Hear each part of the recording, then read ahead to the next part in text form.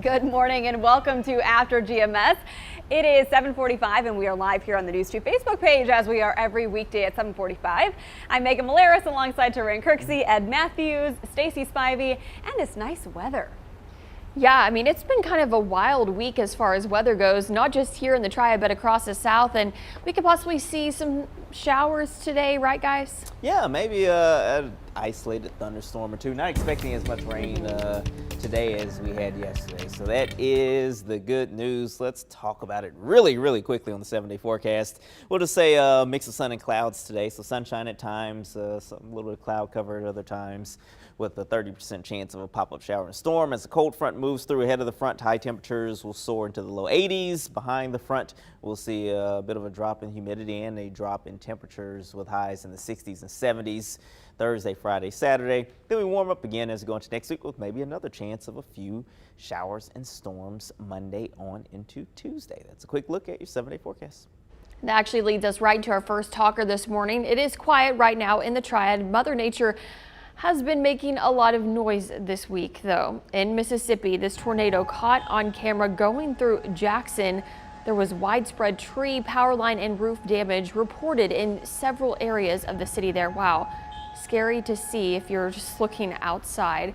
Now back home in the Triad, we did see a lot of activity too. You can take a look at the hail in Summerfield just covering the ground there. It almost looks like snow, but here's a closer look at it in comparison to a quarter-sized hail in Summerfield yesterday. Same story over in Brown Summit. Amber snapping this photo on her deck of some of the hail there, and William shared this photo of the storms rolling through along I-40 in Mebane. Those storm clouds looking pretty ominous out there. Just seeing something like this kind of all over the South this week. And, you know, thinking back in April, which was kind of, I feel like, the start of severe weather season, we really didn't see too much as far as hail and powerful winds and storms like this. But in this first week of May, man, it is really just, you know, packed on throughout the region. So one of our viewers here on our feed reminded us that today is the 4-year anniversary of the Eden tornado. Remember, that was the one that touched down while many people were sleeping just after 3 in the morning. It was on the ground for what, roughly 8 minutes before fizzling out? Yeah, something like that. I believe Ed and Tim were in early that morning, weren't you? Mm-hmm. Yes, absolutely. That was a busy evening, and you know, that brings back the point. You know, it's just not afternoon and early evening thunderstorms. It happens that way a lot, but with this particular situation, there was enough dynamics and energy in the atmosphere to keep severe weather going well into the evening and even the overnight period. And, you know, it's bad enough to get a tornado, but to get one in the middle of the night where, you know, you just can't see things approaching, a tornado approaching or something like that, it's really scary. Yeah, and you have your phone on silent. You're not watching the TV. I mean, most people are sleeping. That's the worst case, I think, situation to happen in severe weather season, and it does. Yeah, it does. Definitely one of the worst moments in my career was there was a major tornado that was approaching Hattiesburg, Mississippi, and it was like 1 in the morning, and you knew that people were asleep or not really paying attention, and maybe the thunder was waking up some folks from the thunderstorm. But yeah, that's definitely the worst case scenario, to have a storm come through the middle of the night when people aren't really paying attention to it. So that could happen again. So make sure that as we continue on through this active weather season, that you are, you know, you have your phone alerts on, so that if something does pop in the middle of the night, you'll get that alert. And just make sure that you're just paying attention to the forecast in general. If there's a threat of storms overnight, then just be a little extra aware that, you know, there's a potential for severe weather. But thankfully, we're not really looking at anything like that, at least not in the short term around here. Maybe a strong storm or two this afternoon, but you know, during the afternoon, that's when most folks are, you know, most aware of what's going on. So beautiful this morning. It's hard to think of our weather turning on us, but with any time we get those cooling temperatures, I mean, that threat increases. Exactly. It's that big temperature change that kind of fuels some of these cold fronts to have a few storms pop up. So we'll see what happens as we go through the afternoon. Again, not expecting as widespread of an issue this afternoon as we had yesterday. Yeah, Stacy, I know your hometown is in the middle of tornado alley, so to say, but luckily for at least your family and friends, these storms seem to have been concentrated a little farther south. Yeah, I mean, but it's still, just seeing the images from Middle Tennessee and Alabama. I mean, people were stranded because of flooding there in Alabama, and then Middle Tennessee, just a lot of damage and debris everywhere. It's a scary time of year for a lot of people, and Scott mentioned, or actually it was Chris, he said, glad we haven't got anything as bad as they've had in Mississippi or Alabama, and that's very true. I did mention I slept through the storm yesterday. I took a nap. It must have been, I must have slept pretty hard because I woke up from my nap when my husband got home, and I was like, wasn't it, it was supposed to storm. Did it even storm? He was like, yeah, did you sleep through the entire thing? And I was like, yeah, apparently so. I did. And that's part of, that brings me around to the danger of the storms at night, because if you're like me, you sleep right through it, and that can be kind of scary.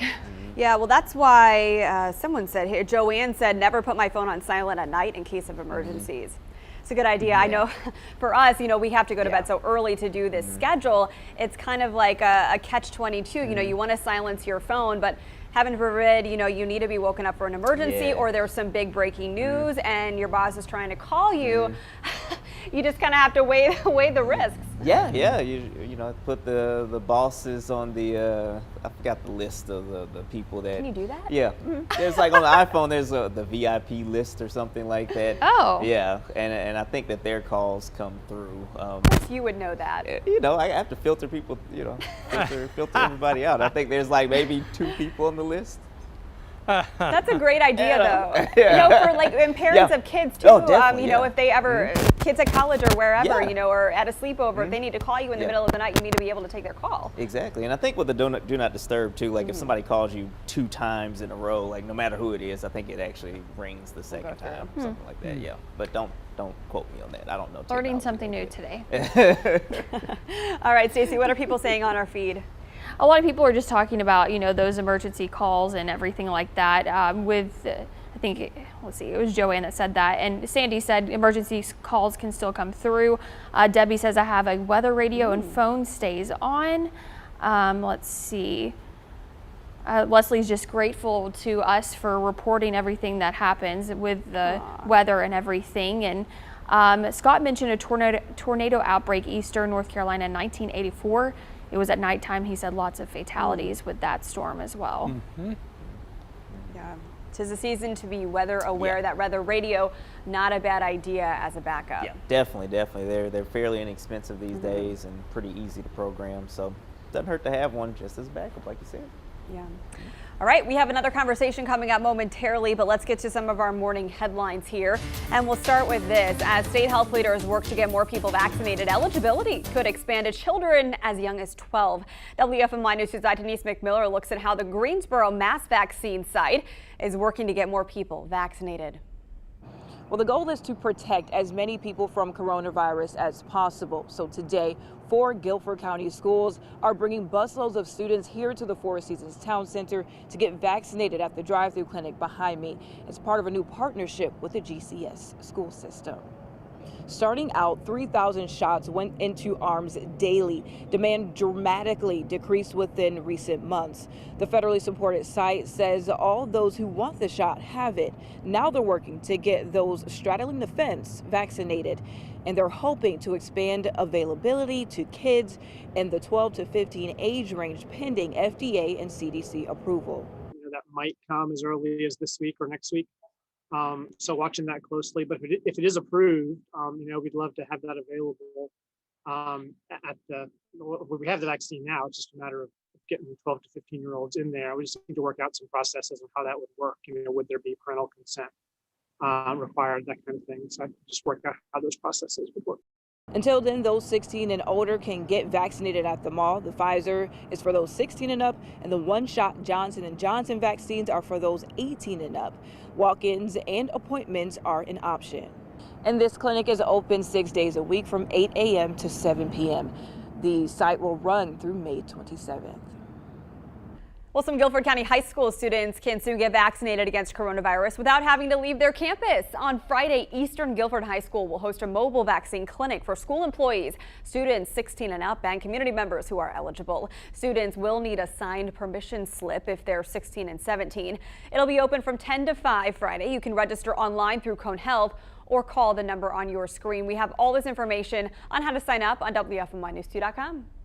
Turning now to North Carolina's COVID metrics here. The state reported 981 new cases yesterday, the fewest in nearly a month. The next lowest day was back on April 6th when the state reported 870 new cases. There have been just 4 times in the last 7 months that the daily number of new cases was below 1,000. The High Point Rockers hope to hire close to 80 people before the season opener. Today, the team is holding a job fair at the Catalyst Club at Truist Point. It's from 5 to 8 p.m. If you can't make it out tonight, there is another one scheduled for later this month. We have that information on our website as well. Well, it's starting to look a little like normal again here in the Triad. Regal theaters are reopening this month, and next year the Broadway hit musical Hamilton premieres at the Tanger Center.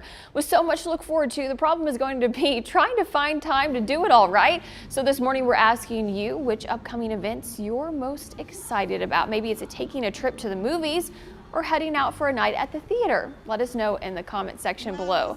Goodness gracious, I am just so excited about both of these. Have not seen Hamilton in production. Obviously, it's streaming on Disney Plus, so I've watched it there, but I would love to go see it here. Now, if I have time and money to do that with a baby, I'm not sure, but so beyond ready to go to the movie theater. There's something about just going there to see a movie. You grab popcorn, the soda. It's just the atmosphere. I love it, and I've missed it so much. I can't wait to go and see some new movies once they all start coming out again. Yeah, just that video of the movie theater instantly triggered that smell of buttery popcorn. Certain images trigger other senses, and that is what did it for me. So I'm excited to go to the movies, especially now that I'm fully vaccinated. Feel a lot more comfortable going out in public, dining at restaurants inside. Before that, we were sticking with outside or takeout only. So, I mean, for many people, this is really a game changer, and seeing more of these favorite entertainment spots reopen, not only to entertain customers, but also to get the people back to work who work there and potentially have lost their jobs the past 13, 14 months. I mean, it really is, I think, a win-win and a testament to how far we have come in fighting the virus. Yeah, definitely agree 100%. We're moving in the right direction, and yeah, there are definitely some movies that have been delayed that I've been looking forward to. Top Gun 2, I've been waiting all my life, almost literally, if you go for that sequel to finally come out. So looking forward to that one, and Hamilton coming here to the Tanger Center, that's going to be huge. That's definitely an awesome show, not only to watch over the live stream, but watch it in person just to see all of those actors and actresses that they had to kind of take a pause as well, who can now start touring again and seeing what could be future big time stars kind of on a smaller stage is definitely always exciting. It's almost like watching minor league baseball, like we were talking about yesterday. Some of these folks are going to go on to do really big things, but right now they're touring kind of these smaller shows, but definitely a cool thing. What do you think, Ed? I can't wait to go to a show at the Tanger Center. I pass by that beautiful building every morning, and I just can't wait. Also, going to the movies. I really miss going to the movies. I miss going to the concerts. Some of the greatest concerts I've ever been to over at the Greensboro Coliseum. Just driving up from Sanford as I was growing up as a teenager and enjoying the great concerts there. So it's nice to see that things are beginning to evolve back now to where we can get out and go places and be entertained. I want to be entertained. Yeah, I hear you, and apparently many of our viewers on our feed do as well. Stacy, a lot of excitement as these theaters reopen, as big shows like Hamilton come to Greensboro. I mean, what a fun summer it can be. Oh yeah, I think we're all itching for it to all return because it's been so long since we've been able to just sit back, relax, and enjoy a show in person, right? Actually, Scott said he's ready for Hamilton in Greensboro. Bobby says he can't wait to see Elton John at the Tanger Center, but he's got to wait a while. And I was like, Bobby, I know, I keep forgetting I have tickets to Elton John. How can I forget that? It just keeps slipping my mind for some reason. Let's see. Jason said he's ready to go see Luke Combs, hopefully in the fall with a new date. Oh yeah, the North Carolina native. Yes, Joanne fun said, times. so happy to be able to go to the AMC movie complex to see a wholesome family rated movie. And Gloria said she also had Elton John tickets. And she's had them for so long, she keeps forgetting she purchased them over a year ago. I think that's the issue. I bought them forever ago. I think Jake and I, my husband and I, got each other that, like, it was our gift for Christmas, I think 2 years ago now. So I keep forgetting, and clearly I have not gotten my Christmas present yet. So we need to get Elton John to the Triad. Maybe your Christmas present will be a babysitter so that you can go to the concert uninterrupted. Parents' night out will be so fun. All right, that is a wrap, I think, for After GMS today, but we have to get a final forecast because the weather is going to change pretty dramatically from these crystal blue skies to the potential storm threat later on. Yeah, and I think it should be noted that we're not going to see a lot of activity, but the few that do pop up with the daytime heating in low 80s, 1 or 2 may be strong or severe, but not widespread severe weather activity. All of that will move out. The next few days are going to be quiet. I think we're pretty deserving of that. We'll see a mix of sun and clouds, cooler weather tomorrow and on into Friday. Highs up around 70, lows will drop into the mid and upper 40s. Go ahead and start making weekend plans because Saturday and Sunday are looking real good. Sunshine or mixed sun and clouds, and we'll warm into the lower 70s on Saturday and back up pretty close to 80 by Sunday. Yeah, Mother's Day looks really nice Yeah. on Sunday. That's probably why all the restaurants here in Greensboro are booked up. Yep. There's literally not a seat to be found at the restaurants that take reservations, at least from what I've seen. Well, looks like a lot of children and significant others will be cooking for mom, Yes, I guess, there you on go. Sunday. Perhaps. The procrastinators, at least. All right, thanks so much for joining us for After GMS. We'll see you back here same time, same place tomorrow, shall we? Yeah. So have a great Cinco de Mayo and get out there and get to it.